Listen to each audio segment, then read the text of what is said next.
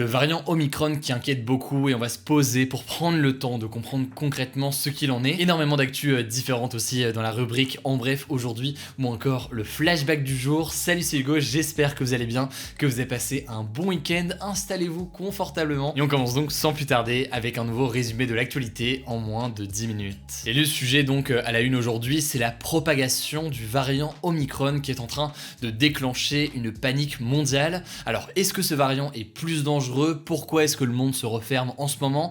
Les vacances sont-elles menacées? Ou encore, est-ce que c'est de nouveau la fin des voyages à l'étranger? Beaucoup de questions et on va essayer d'y répondre ensemble aujourd'hui. Alors ce variant s'appelle le variant Omicron. On parlait la semaine dernière de variant nu, mais désormais, l'OMS veut qu'on parle de variant Omicron. L'Organisation mondiale de la santé d'ailleurs a déclaré que ce nouveau variant a été détecté pour la première fois en Afrique du Sud et qu'il constituait, je cite, un risque très élevé au niveau mondial. En gros, les scientifiques craignent que ce variant soit plus contagieux, plus résistant au vaccin et aussi qu'il entraîne potentiellement plus de formes graves puisqu'en fait il présente des différences génétiques majeures avec les précédents variants qui n'avaient jamais été observés jusqu'ici. Alors après attention, pour l'instant aucune étude ne permet d'être sûr et certain de tout ça, c'est trop tôt, les études vont prendre plusieurs semaines et donc les risques sont encore assez flous, mais vous l'aurez compris, les scientifiques ne prennent pas du tout à la légère ce variant qui est assez inédit. Et d'ailleurs, l'un des éléments qui provoque cette inquiétude, c'est que en Afrique du Sud, ce variant Omicron est très vite devenu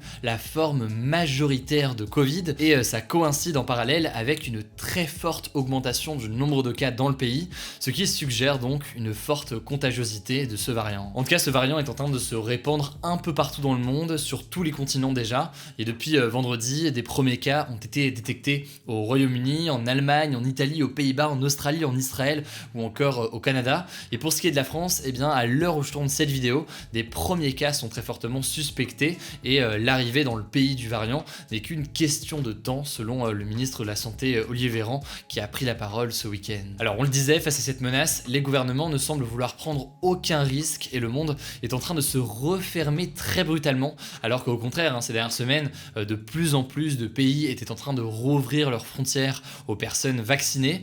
On le disait vendredi, la grande majorité des pays du monde ont suspendu leurs vols avec le sud de l'Afrique, mais certains vont encore plus loin. En effet, on a notamment le Japon et Israël qui ont décidé de refermer complètement leurs frontières aux étrangers. L'Australie a elle annoncé qu'elle repoussait de 2 semaines la réouverture de ses frontières, et on a aussi notamment le Maroc qui a suspendu pour 2 semaines tous ses vols internationaux. Bref, si jamais vous avez des vacances prévues à l'étranger pour partir loin ou autre, elles pourraient être potentiellement menacées dans les prochains jours, tout dépend de comment va évoluer la situation. Mais alors est-ce que ça concerne aussi les déplacements en Europe? Ce lundi, le secrétaire d'État chargé des affaires européennes Clément Beaune, donc membre du gouvernement français, s'est montré plutôt rassurant. Il a conseillé de ne pas annuler de potentielles vacances en Europe. Il a en fait indiqué que les frontières allaient rester ouvertes à l'intérieur de l'Europe, et ce notamment grâce au pass sanitaire qui est utilisé aujourd'hui à l'échelle de l'Union européenne. D'ailleurs ce week-end, l'Union européenne a pris la parole par le biais de la présidente de la Commission européenne, Ursula von der Leyen, qui a parlé tout simplement d'une véritable course contre la montre. Et cette course contre la montre, elle est pourquoi? Déjà, elle est pour savoir si jamais il y a besoin ou non d'adapter les vaccins à ce nouveau variant pour se protéger notamment des formes graves. Et ensuite, cette course contre la montre, elle est aussi pour adapter ces vaccins si besoin, sachant que sur ce sujet de potentiel besoin de changement des vaccins, le laboratoire Pfizer s'est engagé à modifier en moins de 100 jours son vaccin en cas de nouveaux variants. Bref, voilà donc pour la situation dans les grandes lignes. Après, vous l'imaginez, aujourd'hui, il y a énormément d'inconnus, mais les pays ferment donc actuellement leurs frontières par précaution. Les organisations internationales aussi parlent de risques élevés. La situation donc n'est pas la plus sympathique, malheureusement, on va pas se mentir, mais ça me semblait assez essentiel de vous faire un petit point sur le sujet aujourd'hui. Et évidemment, de notre côté, avec mon équipe de journalistes, on va suivre tout ça avec grande attention dans les prochains jours. L'idée étant donc que vous n'ayez pas besoin de regarder comme ça la moindre info au compte-gouttes, minute après minute, mais donc qu'on puisse vous faire un débrief au moins chaque soir comme ça sur l'évolution de la situation. Du coup, évidemment, on vous tient au courant dans les prochains jours. Allez, on continue tout de suite avec les actualités en bref et on commence avec une petite mise à jour concernant ce qui se passe en France et plus précisément aux Antilles, en Guadeloupe et en Martinique. Le ministre des Outre-mer, Sébastien Lecornu, s'est rendu ce dimanche sur place place pour tenter d'apaiser la situation. Alors pour rappel, en Guadeloupe et en Martinique, qui sont donc des territoires français, il y a actuellement une crise avec des manifestations importantes. Des manifestations contre les règles sanitaires, mais aussi la vie chère, le fort taux de chômage ou encore les coupures d'eau qui sont parfois très fréquentes. Alors face à cette situation, le gouvernement français réfléchit à donner plus d'autonomie à la Guadeloupe, c'est-à-dire donc que les élus de Guadeloupe pourraient gouverner de façon plus indépendante vis-à-vis de la France métropolitaine. On verra donc si tout ça se confirme dans les prochains jours. Deuxième information qui n'a rien à voir, mais en un mot, la Suisse a adopté le pass sanitaire mais par référendum, c'est-à-dire donc que la population est allée voter et 62% se sont dit favorables à la mise en place d'un pass sanitaire dans le pays.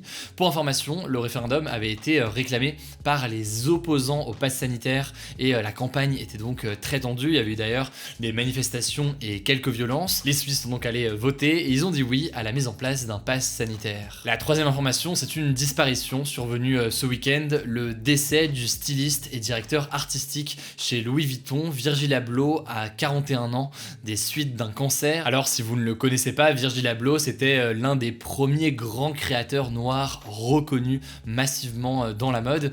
Il était aussi notamment le fondateur de la marque de streetwear Off-White. Bref, de très nombreuses personnes du monde de la culture, du monde de la musique, du monde de la mode, etc. lui ont rendu hommage ce week-end. Il a noté d'ailleurs qu'une autre personnalité est disparue ce week-end, c'est Frank Williams, le fondateur de l'écurie de Formule 1 Williams Racing. Il est décédé à l'âge de 79 ans. Le monde de l'automobile, vous l'imaginez, lui a rendu un grand hommage ce week-end. La quatrième information, c'est une avancée majeure. Pour la première fois au monde, un homme a été greffé d'un œil qui a été imprimé avec une imprimante 3D. Ça s'est passé au Royaume-Uni et c'est une avancée technologique qui permet déjà de réaliser des implants qui sont beaucoup plus réalistes et au-delà de ça, de diviser par 2 le temps de fabrication. Bref, on est évidemment qu'au tout début, mais à terme, près de 60 000 personnes pourraient en bénéficier. C'est donc une avancée technologique majeure. Cinquième information de ce En Bref, ce lundi, Cataluna Enriquez va devenir la première femme transgenre à participer au concours de Miss USA, donc l'équivalent de Miss France mais aux États-Unis, vous l'aurez compris. Alors Cataluna Enriquez a déjà eu le titre de Miss Nevada. Elle est originaire des Philippines, elle est arrivée aux États-Unis à 10 ans et pour le concours de Miss USA, elle va porter une robe de sa propre marque qui est rose, blanche et bleue, soit donc les couleurs du drapeau trans, mais donc c'est une première pour une femme transgenre à participer comme ça à ce concours. Allez, avant le flashback du jour, dernière information assez insolite, le nouveau Premier ministre en République tchèque a été nommé depuis un box en plexiglas. En gros, pour vous expliquer, là-bas c'est le président de la République qui nomme officiellement le Premier ministre. Problème, le président qui s'appelle Miloš Zeman est en ce moment atteint du coronavirus et du coup il était dans un box en plexiglas lors de la nomination du nouveau Premier ministre Petr Fiala, histoire donc de ne pas transmettre le Covid. Allez, on termine donc avec un flashback historique, retour aujourd'hui avec un flashback culturel. Il y a 39 ans, le 30 novembre 1982, sortait l'album Thriller de Michael Jackson avec des titres plutôt connus comme Thriller justement, mais aussi Beat It ou encore Billie Jean. C'est un album qui est évidemment mythique puisque aujourd'hui il reste le plus vendu de tous les temps, rien que ça, avec 65 millions d'exemplaires vendus. Alors il n'y a pas de débat vendredi, mais il y en a un aujourd'hui. Michael Jackson est-il le plus grand artiste de tous les temps? Petit débat culturel, on n'en fait pas tous les jours, ça fait plaisir. Et pour participer au débat, ça se passe directement dans les commentaires ou alors vous cliquez sur la chaîne Hugo Décrypte, vous en profitez évidemment pour vous abonner et après vous allez dans l'onglet communauté pour participer donc au sondage du jour. Voilà, écoutez, c'est tout pour ce nouveau résumé de l'actu en moins de 10 minutes. J'espère que ça vous aura plu. Rendez-vous sur Insta pour d'autres contenus. Merci d'être chaque jour aussi nombreux. N'hésitez pas toujours, si vous avez des suggestions de sujets ou autres, à les mettre dans les commentaires. Prenez soin de vous, prenez soin de vos proches et on se dit à demain pour une nouvelle vidéo.